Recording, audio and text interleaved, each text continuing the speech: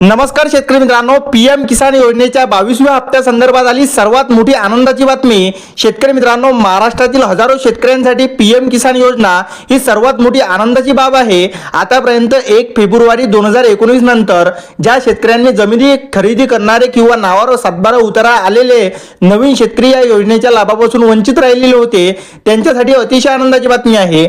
पण आता राज्य सरकार या चाचेगटीत बदल घडून आणण्याचा प्रयत्न करत आहे शेतकरी मित्रांनो।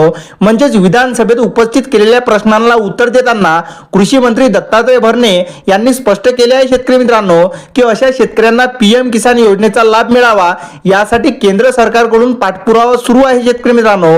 यामुळे राज्यातील अनेक गरीब आणि नवीन शेतकऱ्यांना वर्षाला 6,000 रुपयांची मदत मिळण्याची शक्यता वाढलेली आहे शेतकरी मित्रांनो। आता शेतकरी मित्रांनो, पीएम किसान योजनेची सध्याची स्थिती आणि अडचण काय येत आहे 22व्या हप्त्याबाबत ते सुद्धा बघूया। शेतकरी मित्रांनो, पीएम किसान सन्मान निधी योजना ही केंद्र सरकारची महत्त्वाकांक्षी योजना आहे शेतकरी मित्रांनो। या योजनेअंतर्गत पात्र शेतकऱ्यांना दरवर्षाला 6,000 रुपये मिळतात। म्हणजे प्रति हप्ता हा 2,000 रुपयांचा थेट डीबीटीद्वारे बँक खात्यात जमा होतो। आतापर्यंत 21 हप्ते हे शेतकऱ्यांना मिळालेले आहेत शेतकरी मित्रांनो।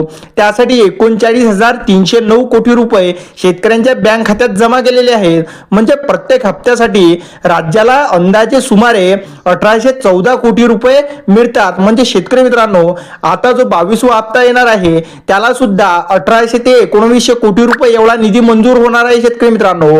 त्याची मुख्य जर अडचण बघितली तर केंद्राच्या 1 जून 2019च्या सुधारित मार्गदर्शनाखाली 1 फेब्रुवारी 2019 ही कट ऑफ तारीख निश्चित करण्यात आलेली आहे।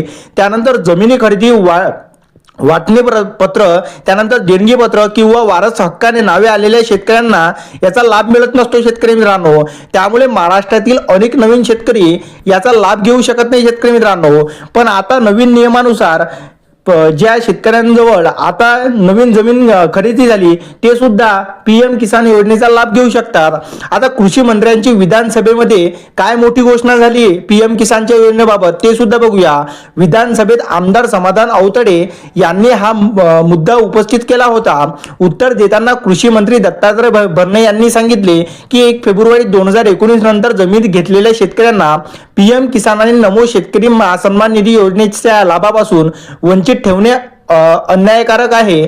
म्हणजे शेतकरी मित्रांनो, जे शेतकरी आता ज्या या योजनेचा लाभ घेऊ शकत नव्हते आता ते सुद्धा पीएम किसान योजनेचा लाभ घेऊ शकतात शेतकरी मित्रांनो।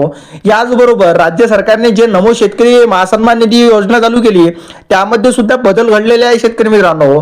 म्हणजे आता या योजनेसाठी कोण पात्र ठरू शकते हा मुद्दा सर्वात महत्त्वाचा आहे। आता शेतकरी मित्रांनो, पात्र जर बघितले तर शेत जमीन असलेले कुटुंबे, त्यानंतर वगळले जाणारे म्हणजे 1 फेब्रुवारी 2019च्या नंतरचे म्हणजे 2018-17 मध्ये ज्यांनी या योजनेचा लाभ घेतला नाही आता ते सुद्धा या योजनेचा लाभ घेऊ शकतात शेतकरी मित्रांनो। त्यानंतर शेतकरी मित्रांनो, आता सर्वात महत्त्वाचा मुद्दा आहे की हप्ता कधी मिळणार।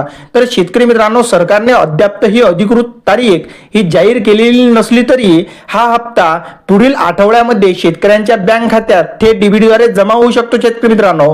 व्हिडिओ आवडल्यास व्हिडिओला लाईक आणि चॅनलला सबस्क्राईब अवश्य करा। धन्यवाद।